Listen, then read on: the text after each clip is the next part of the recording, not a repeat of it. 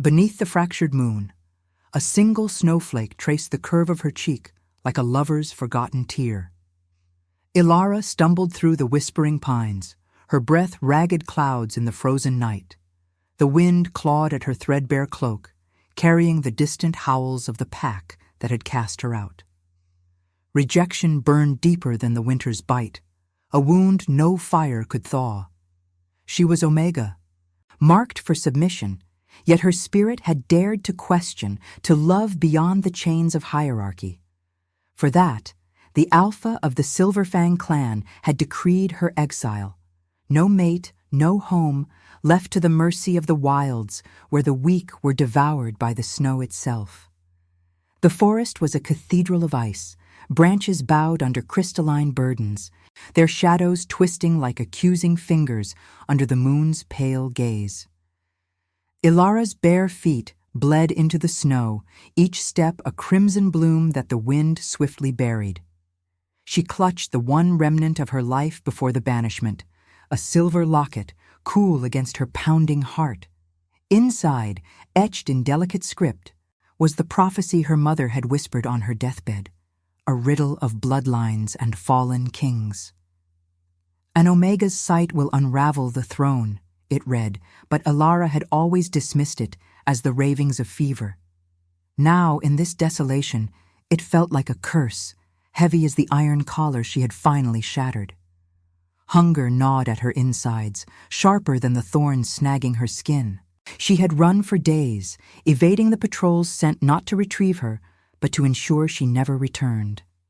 The pack's betrayal echoed in her mind. The Alpha's cold eyes, his mate's triumphant sneer, the chorus of growls that sealed her fate. "You are nothing," they had said, stripping her of name and kin. But in the silence of the wilderness, Ilara felt a spark ignite. Not rage, but a quiet defiance. What was strength, if not surviving the very elements that sought to claim her? She collapsed against a jagged rock, the stone's chill seeping through her like regret. The moon hung low, its light silvering the snow into a vast, indifferent sea. Huevos echoed faintly from the valley below, a mournful symphony that stirred the ancient blood in her veins. Omegas were born to heal, to bind the fractures of the pack, but Ilara's gift had always been hidden, a whisper of visions that came unbidden in dreams. Last night, as the guards dragged her to the border, she had seen flames devouring a throne room, a king's silhouette crumbling to ash. She shook it off, attributing it to delirium. The cold was playing tricks now, weaving illusions from frost. Rising unsteadily, Ilara pressed on, the locket swinging like a pendulum against her chest. It had been her mother's, passed down through generations of forgotten Omegas, its surface etched with lunar phases that seemed to shift in the moonlight. She remembered her mother's hands, calloused from servitude, fastening it around her neck. "This will guide you when the pack turns blind," she had said. Guide to what? Ilara wondered, as fatigue blurred the tree line. The air smelled of pine and impending storm, heavy with the promise of more snow to bury her tracks and her hopes. A distant crack split the night, like bones snapping under fang. Ilara froze, heart thundering. Wolves? Or something worse? The rogue packs that prowled these borders, drawn by the scent of vulnerability? She scanned the shadows, her breath shallow, the wind whipping her dark hair across eyes that burned with unshed tears. The prophecy in the locket mocked her. An Omega ending a bloodline. If only she could end her own suffering so easily. Deeper into the woods she ventured, where the trees thickened into a labyrinth of white and gray. The ground sloped downward, leading to a frozen stream that gleamed like spilled mercury. She knelt to drink, the ice cracking under her weight, and cupped the frigid water to her lips. It tasted of minerals and solitude, reviving her just enough to stand. But as she straightened, a low growl rumbled from the underbrush. Not animal, but something laced with pain, human in its desperation. Ilara's instincts flared, the Omega within urging her to flee or submit. Yet curiosity, that forbidden spark, rooted her. She crept forward, the snow muffling her steps, until she parted the branches and beheld the impossible. A figure sprawled in the drift, broad-shouldered and cloaked in fur matted with blood. An alpha, by the sheer power radiating from him, even in collapse, his chest heaving with labored breaths. His face was half hidden by a hood, but the scent of him, smoke and iron, authority laced with sorrow, washed over her like a tide. He stirred, eyes cracking open, golden slits in the moonlight that locked onto hers with feral intensity. Not just any alpha. The mark on his neck, a royal insignia scarred over, proclaimed him something more. A king in exile, haunted by ghosts of his own making. Fear coiled in Ilara's gut, but beneath it, an inexplicable pull. The moon's whisper, perhaps, or the locket's hidden pulse. She should run. Instead, she whispered into the night, "Who bleeds under the goddess's eye?" The wind answered first, carrying his ragged exhale as the first flakes of a new storm began to fall. The snow fell thicker now, veiling the world in a shroud of white silence, as if the moon itself mourned the stranger's wounds. Ilara's question hung in the air, fragile as the ice crystals forming on her lashes. The alpha's golden eyes, sharp as forged blades, held hers without flinching, though pain etched lines into his weathered face. Blood seeped from a gash across his ribs, staining the snow beneath him a deepening crimson, and the metallic tang mingled with the crisp bite of pine, turning her stomach. She took a step back, instincts warring within her.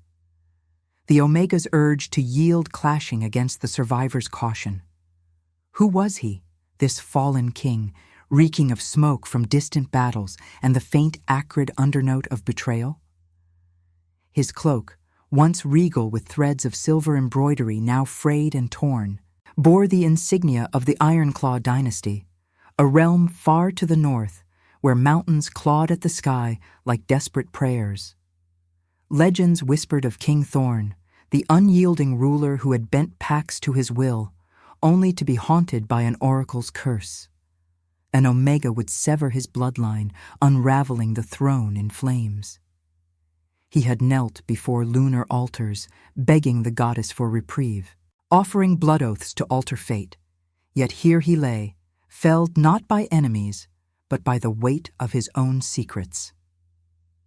"Leave me," he rasped, voice like gravel under boot, each word costing him a labored breath.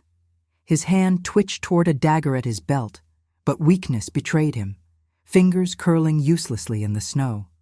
The wind howled through the trees, carrying echoes of pursuit, distant snarls that could be wolves or worse, the rival alphas who coveted his crown. Ilara's heart pounded, a drumbeat against the locket's cool weight. Fear coiled tight in her chest, urging flight. She was no healer for kings, only a castaway with visions that twisted like smoke. But curiosity, that treacherous flame, drew her closer. In his gaze, she saw not the predator's hunger, but a mirror of her own exile. A soul adrift, marked by loss. The moon's light caught the locket's surface, making the etched phases glow faintly as if awakening to his presence. A shiver ran through her, not from cold alone, but from the inexplicable thread pulling between them, invisible as moonlight on water. She knelt despite herself, the snow soaking through her thin shift, numbing her knees. "You'll bleed out before dawn," she said, her voice steadier than she felt. Her hands, trembling, reached for the hem of her cloak to press against his wound. The contact sent a jolt through her. His skin fever-hot beneath the chill, pulsing with the raw power of an alpha unbound. He tensed, a growl rumbling low in his throat, but did not pull away. Up close, scars mapped his body like ancient runes.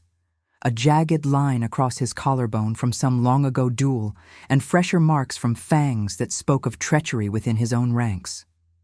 "Why help a stranger?" Thorn murmured, his eyes narrowing, searching her face as if divining secrets from the frost on her cheeks. Pain laced his words, but so did suspicion. The king's wariness honed by years of shadowed courts and whispered plots. He had fled his fortress after the oracle's vision resurfaced in a seer's trance, an omega with eyes like storm clouds, her touch igniting the end of his line. Was this her? The thought gnawed at him, even as gratitude flickered unbidden. No one had offered aid without demand since his queen's death, her betrayal carving deeper than any blade. Ilara hesitated, the locket warming against her skin like a warning.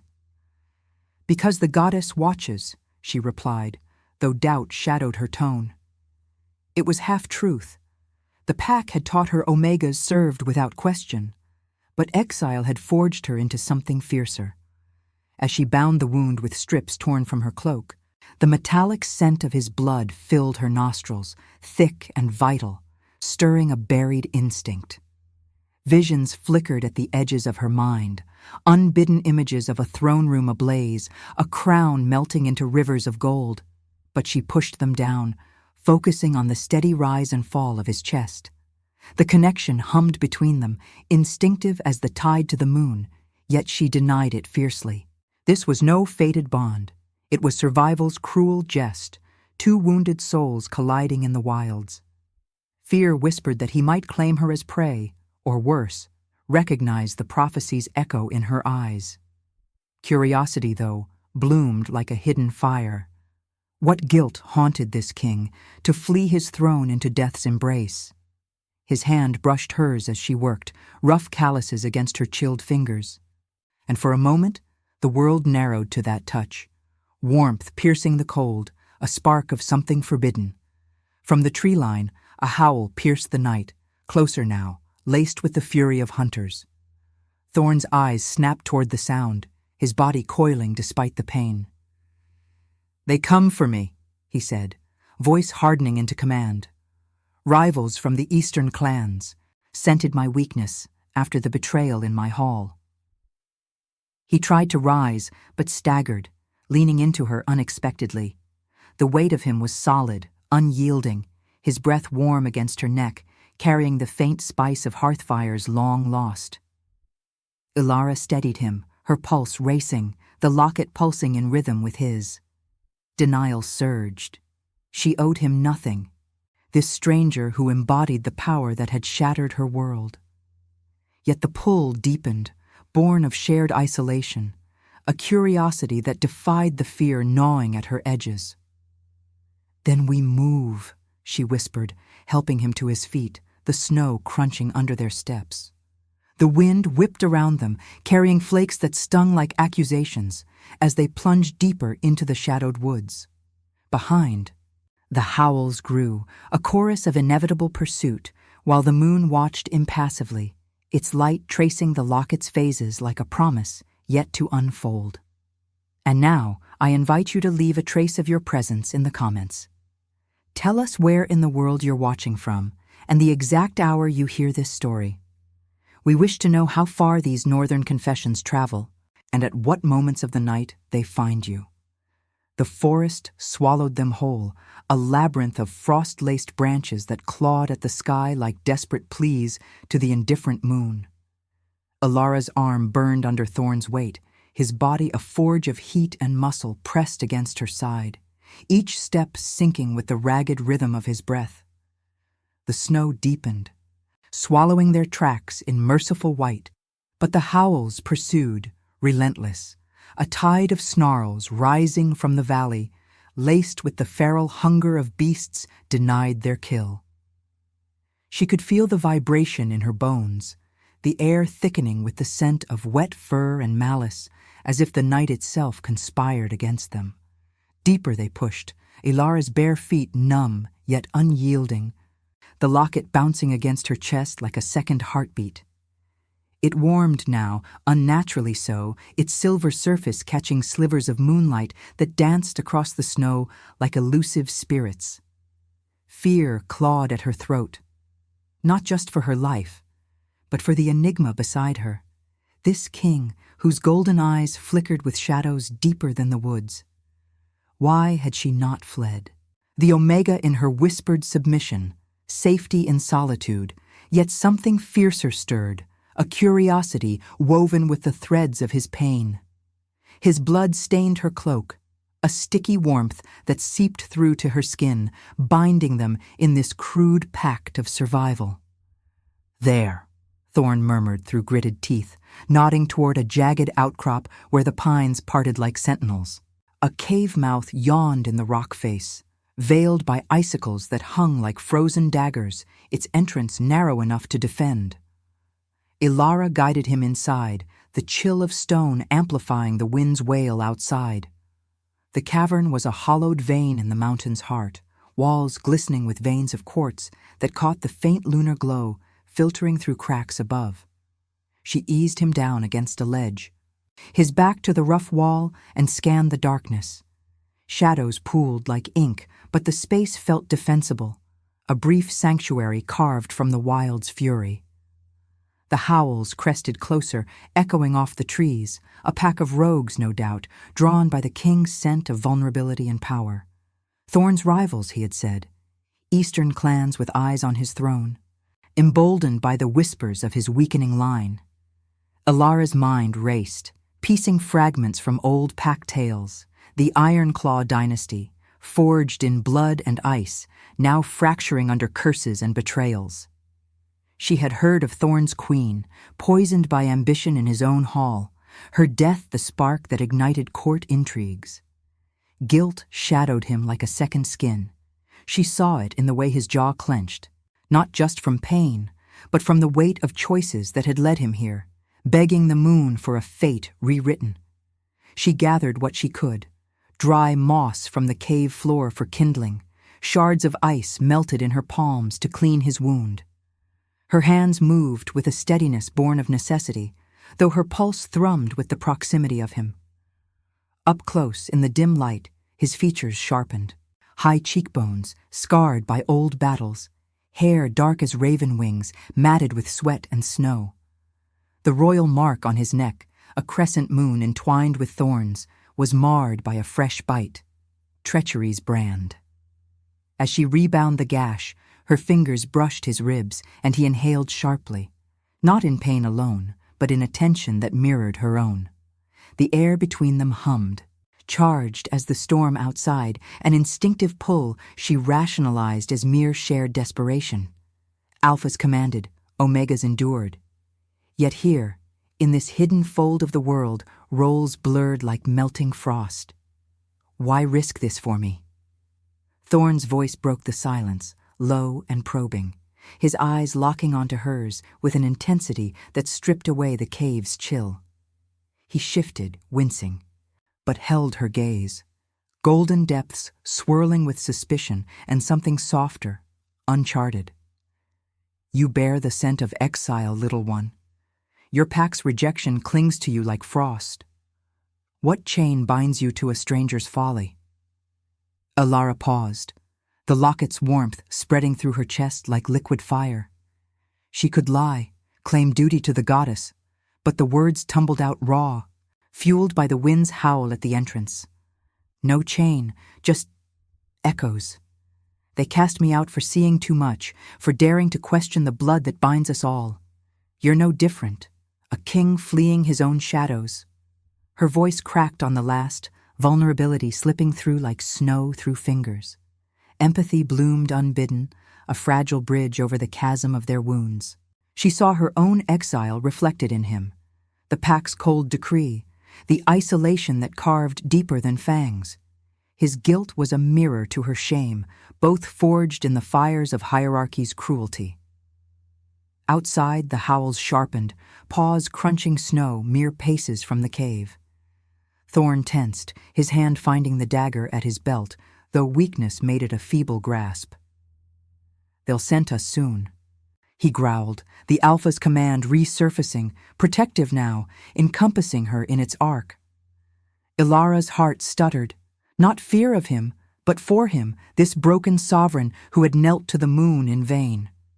She moved to the entrance, piling stones and ice to narrow the gap, her body a barrier as much as the rock. A low snarl echoed from the tree line, eyes gleaming yellow in the dark. But the cave's mouth proved too treacherous, the wind scattering their trail. As the sounds faded, retreating into frustrated yips, Thorn reached for her arm, his touch gentle, calloused fingers encircling her wrist. "You fight like one born to it," he said, voice softening, the bond weaving tighter in the quiet aftermath. Empathy shifted, deepening into something visceral. A shared breath, the locket pulsing in time with his slowing pulse. She met his eyes, denial fracturing under the weight of connection. This was no mere refuge. It was the first thread of redemption, two exiles forging warmth from the cold. The moon's light pierced a crack above, silvering the locket and bathing them in ethereal glow, as if the goddess herself approved this fragile union. Yet doubt lingered, a shadow in her mind, the prophecy's whisper, an omega unraveling a bloodline. Was she his salvation, or the curse incarnate? The cave held its breath, the storm outside a lullaby of peril passed, while inside the fire of possibility kindled slow and true.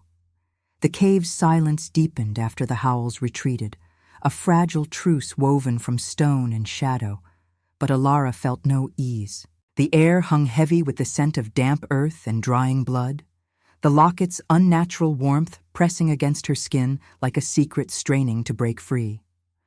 Thorn's hand lingered on her wrist a moment longer than necessary, his touch a tether in the dimness, before he released her with a nod that spoke of grudging respect. She turned away, busying herself with the moss she'd gathered, striking flint against steel until a spark caught, blooming into a small fire that danced shadows across the quartz-veined walls.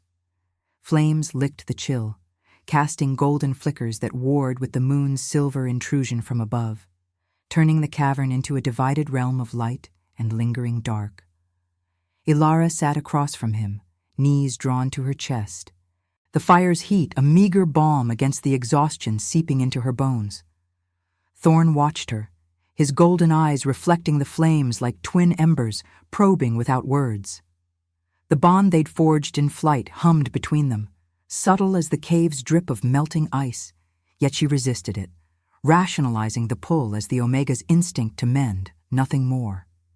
He was a king, etched with the scars of command and loss. She, a discarded shadow, her visions dismissed as madness by those who had cast her out. The locket cooled now, its phases etched in faint relief, but its weight reminded her of the prophecy within, an Omega's sight unraveling the throne. She traced its edge with a fingertip, the metal smooth as forgotten promises, wondering if the goddess mocked her still. "You speak of echoes," Thorn said at last, his voice a low rumble that stirred the fire's embers. He shifted against the wall, wincing as the wound tugged, but his posture held the unbowed grace of royalty. "What shadows chase you then? No exile flees with such fire in their eyes unless haunted by more than pack law." Pain laced his tone. Not just physical, but the deeper ache of a man who had bartered his soul at lunar altars, pleading for fate's mercy. The oracle's words had clawed at him for years, an Omega, eyes like storm clouds, whose touch would ignite the end of his bloodline. He had sacrificed alliances, spilled blood in ritual circles under full moons, all to rewrite the stars. Yet betrayal had followed, his queen's poison, courtiers' whispers turning to fangs, driving him into these wilds where weakness invited death. Ilara met his gaze, the fire's warmth flushing her cheeks, but cold doubt coiled in her gut. Honesty felt dangerous, a vulnerability sharper than the wind outside. "Visions," she admitted, the words slipping out like a confession to the flames. "They come unbidden, fragments of what might be. My pack called it curse, not gift, banished me for glimpsing truths they feared." She hesitated, the locket warming again, pulsing in time with the fire's crackle. Outside, the storm whispered against the entrance, snow piling like a shroud, isolating them further in this womb of rock. Empathy had drawn her to him, but now curiosity sharpened into something raw. What guilt drove a king to beg the moon? His presence stirred the vision's edges, blurring memory and foresight. Thorn leaned forward, the movement pulling at his bindings, his scent, smoke and iron, intensifying in the confined space. Visions of what? He pressed, voice edged with a hunger that mirrored her own buried longing. The fire popped, sending sparks skyward, and in that instant, the locket burned hot against her chest, a brand awakening. Ilara gasped, clutching it as the world tilted. The cave dissolved in a rush of silver light, the moon's glow flooding her mind like spilled mercury. She saw it then, vivid as blood on snow. Thorn's throne room in the Ironclaw Citadel, walls of ancient stone draped in banners of thorn and crescent. Flames erupted from the hearth, unnatural and voracious, devouring tapestries woven with his lineage's history. Courtiers screamed, their forms twisting into shadows of betrayal, fangs bared, eyes gleaming with ambition. At the center, Thorn knelt before a spectral figure, an Omega cloaked in mist, her hand extended not in mercy, but in unraveling. The crown slipped from his brow, melting into rivers of gold that seared his skin, his bloodline's end etched in fire and ash. But woven through the horror was a thread of choice. Her touch could quench the blaze or fan it higher. The locket's prophecy unfurled fully in her mind. An Omega's sight will unravel the throne. Yet it twisted, revealing her as the key, not the destroyer. Storm-cloud eyes, her eyes, holding the power to redeem or condemn. Ilara's vision shattered as she slumped forward, the cave snapping back into focus. The fire had dimmed, embers glowing like dying stars, and Thorn was at her side in an instant, his hand steadying her shoulders. His touch grounded her, warm and unyielding, chasing the chill of foresight from her limbs. "What did you see?" he demanded. But his voice held no command now, only urgency, the king's melancholy cracking open to reveal the man beneath, haunted by the oracle's echo.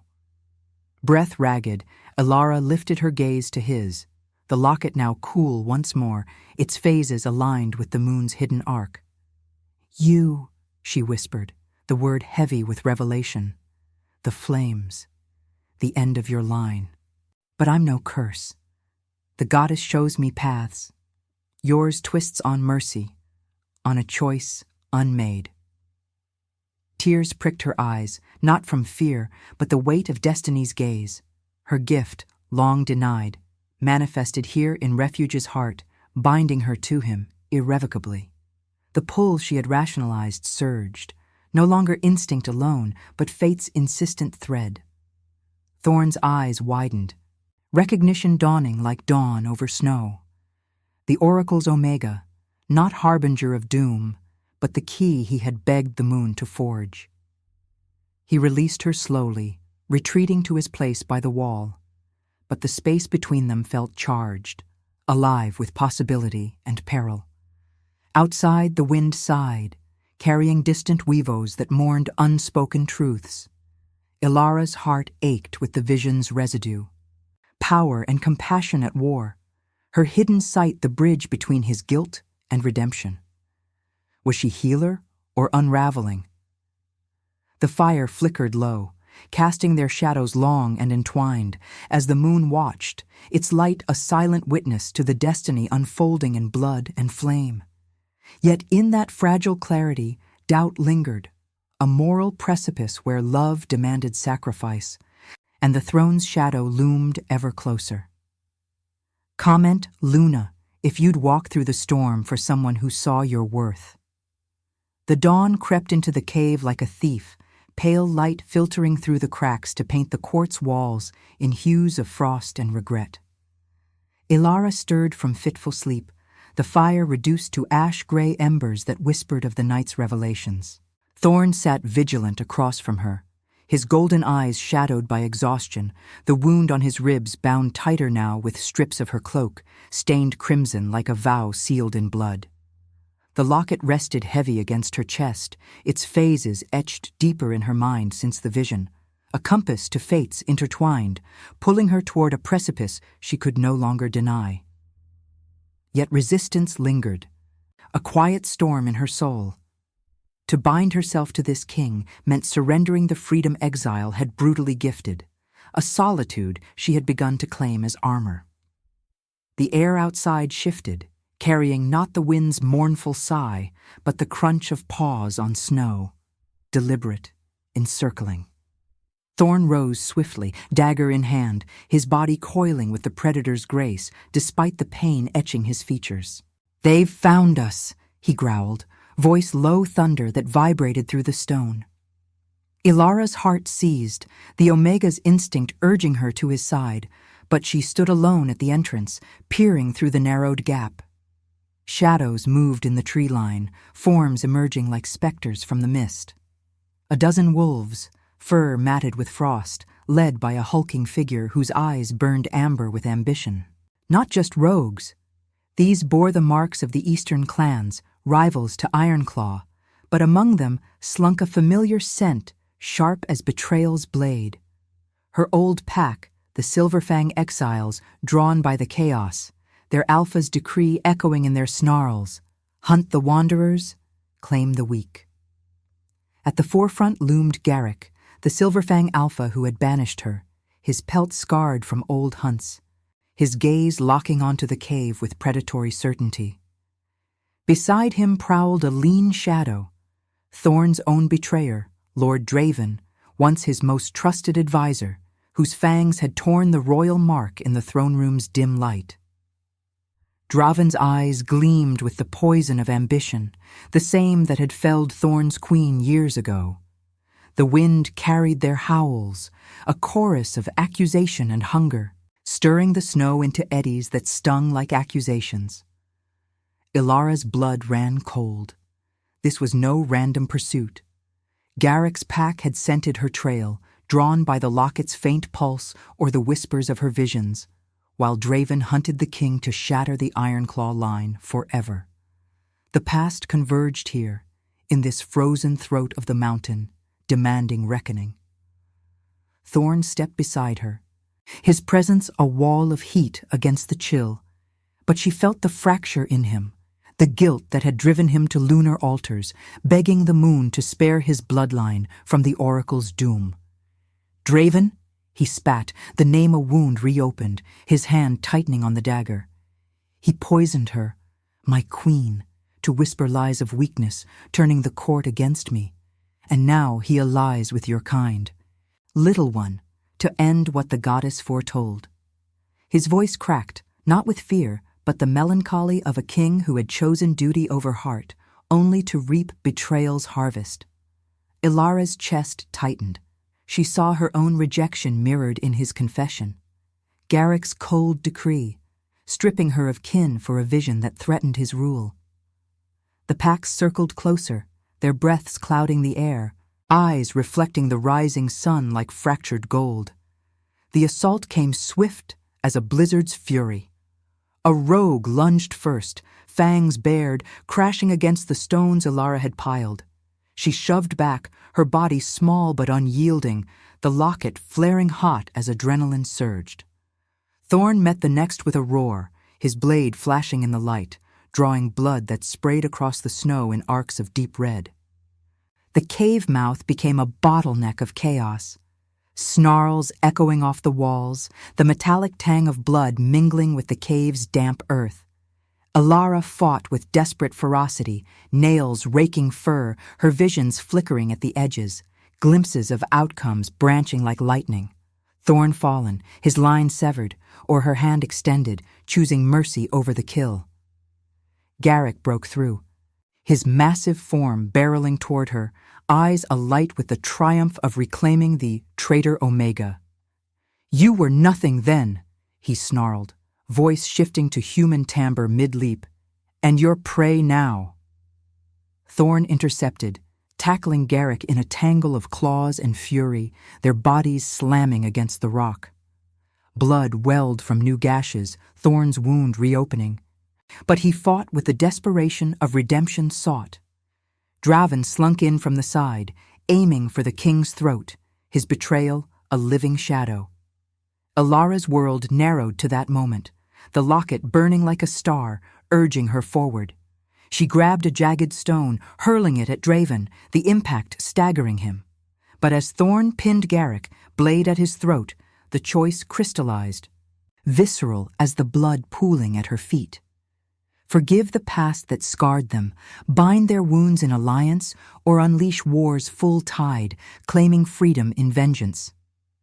Love demanded she see the man beneath the alpha, the guilt he bore like a crown of thorns. Freedom whispered of running alone, unburdened by thrones and prophecies. Thorn hesitated, golden eyes meeting hers over Garrick's thrashing form, the snow around them churned to muddied crimson. Draven recovered, lunging again, but Elara stepped between, her voice cutting through the snarls like moonlight on ice. "Enough!" she commanded, the words empowered by the vision's residue, her storm cloud eyes locking onto the traitors. The air stilled, the packs pausing in wary confusion, as if the goddess herself spoke through her. "Your betrayals end here, not in blood, but in truth. Draven, you poisoned for power. Garrick, you banished for fear. But the oracle's thread is mercy, not slaughter." Her heart pounded, the locket's warmth spreading through her veins, a spiritual fire that warred with the cold logic of survival. To choose love meant chaining herself to Thorn's fate, healing his line at the cost of her hard-won liberty. War offered release, but at the soul's expense. Garrick snarled, breaking free with a twist, but Thorn held, his breath ragged, waiting for her word.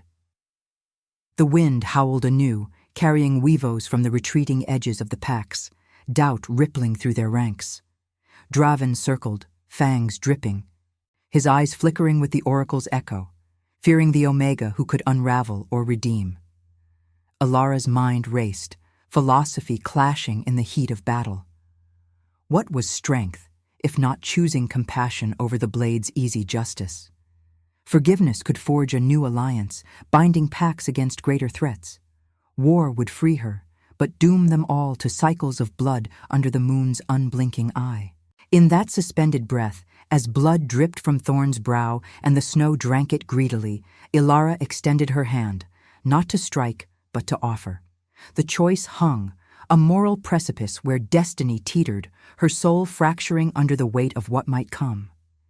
The cave trembled with the tension, the moon's fading light a spectral witness, as the past demanded its due, and redemption whispered of paths yet untrod.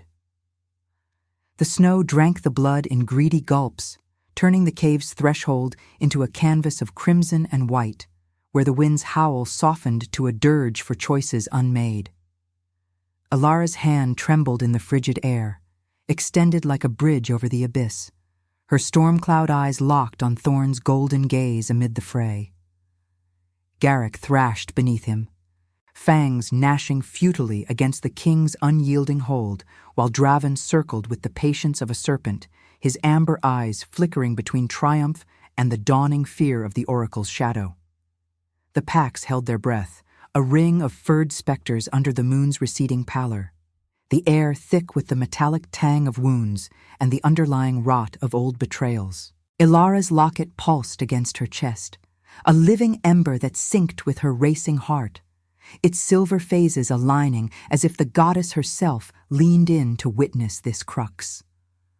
Thorn's breath came in ragged bursts, blood tracing rivulets down his scarred arm, mingling with the sweat of exertion and the deeper stain of guilt. He had begged the moon for alteration, spilled his own blood in ritual circles under endless nights, all to evade the prophecy that now manifested in her form, not as destroyer, but as arbiter. Her vision had stripped him bare, the flames of his throne room not inevitable doom, but a forge for rebirth, tempered by mercy's hand. Yet the choice was hers, this exiled Omega whose touch could heal the fracture in his line or shatter it utterly. Freedom beckoned to her like the open wilds beyond the packs, a solitude untainted by thrones and their thorny crowns. Love, though, whispered of union, a redemption that demanded she surrender her hard-won isolation to mend his wounded soul. "End it," Garrick snarled from the snow, his voice a guttural rasp, shifting between beast and man, eyes blazing with the same fear that had driven her banishment. "She's the curse your oracle foretold, Thorn, the Omega who unravels kings. Strike her down, or watch your bloodline bleed out here." Draven's laugh slithered through the tension, low and venomous, his form half-shifted, claws scraping stone. The Queen's poison was mercy compared to this. Join us, or fall as she did, alone, in the dark. The words clawed at Alara's resolve, stirring the embers of her rejection. Silverfang's cold decree, the howls that had chased her into exile, marking her as nothing. Pain bloomed fresh in her chest, sharp as the wind's bite, but beneath it surged her gift, the Pathfinder's sight, no longer hidden but radiant, illuminating branches of fate like moonlight on fractured ice. She saw it again, unbidden. Thorn's citadel not in ashes but renewed, banners of thorn and crescent fluttering under a healed moon, his line enduring not through conquest, but through the quiet strength of compassion chosen. Her hand could quench the prophetic flames, binding their wounds in a union that transcended hierarchy, Omega and Alpha, exile and king, forging a pact from the ruins of betrayal. Or she could withdraw, let war's tide crash, claiming liberty in the blood-soaked snow, her visions guiding her alone into the wilds where no throne could chain her. Thorn's eyes pleaded without words, the melancholy of his reign cracking open, the ethical king who had ruled with iron duty, only to be hollowed by loss. His queen's death haunted him still, a ghost woven into every scar, every lunar plea for fate's reprieve. "Ilara," he murmured, the first time her name crossed his lips, soft as falling snow yet weighted with destiny's gravity. It pierced her, that utterance, unraveling the last threads of denial. The locket burned hotter, its warmth spreading through her veins like sacred fire, urging her forward. Faith warred with despair in her soul. To choose power would mean war's easy vengeance, pacts clashing under the moon until only survivors remained, their hierarchies intact in cycles of blood. Compassion offered rebirth, a spiritual alchemy where rejection became the seed of something greater, love as proof of the goddess's design. She stepped closer, the snow crunching under her bare feet, ignoring the snarls that rippled through the encircling wolves. Her hand found Thorn's free one, fingers intertwining with his blood-slicked palm, the contact a jolt of visceral connection, his heat chasing her chill, her steadiness anchoring his storm. "No more unraveling," she declared, her voice rising clear and unyielding, empowered by the locket's pulse. The oracle spoke of endings, but not destruction. Mercy crowns the fallen, Thorn. We end the betrayals, not with blades, but with truth. The words hung like incantation, the air shimmering as if the moon approved, its light fracturing through the clouds to silver the scene. Garrick bucked, but Thorn's grip held, his golden eyes softening with dawning hope as Alara's choice rippled outward.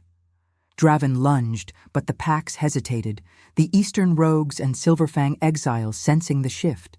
An Omega's sight manifesting not as curse, but revelation, her Pathfinder gift weaving destiny's threads anew. Thorn rose, pulling her with him, their united front a bastion against the chaos. "Hear her," he commanded, voice regaining the timbre of kingship, laced now with redemption's fire. The goddess offers paths beyond blood, join or fade into the snow's forgetfulness. Draven snarled once more, but doubt fractured his resolve. He slunk back, the poison of ambition curdling under the weight of foreseen failure. Garrick stilled, his eyes meeting Alara's, not with hatred, but a flicker of recognition. The fear that had banished her now mirrored in his own unraveling authority. The packs dispersed slowly, tails low, the wind carrying their retreating howls into the dawn's embrace, leaving the cave mouth scarred but silent. In the aftermath, Thorn turned to her fully, his free hand cupping her face, thumb tracing the frost on her cheek with a tenderness born of rebirth. The locket cooled between them, its phases complete, a symbol of cycles closed and new ones begun. Sacrifice had come, not in death, but in yielding, her freedom woven into his fate, his guilt healed by her compassion. Union bloomed, not as reward, but as the profound proof of love's redemptive arc, two broken souls renaissant under the moon's benevolent gaze. Ilara leaned into his touch, the wilds no longer calling alone, but shared, a realm where rejection forged destiny, and every wound became a mark of strength. The sun crested the mountains, gilding the snow in hues of gold and promise as they stepped from the cave hand in hand, the locket swinging like a talisman of tomorrow's unbound. What was strength, if not choosing mercy to crown the heart? In that rebirth, the oracle's shadow lifted, leaving only the light of paths chosen true. If your heart beat alongside ours, like, comment, and subscribe. Because every soul that joins our moon keeps the flame of redemption alive.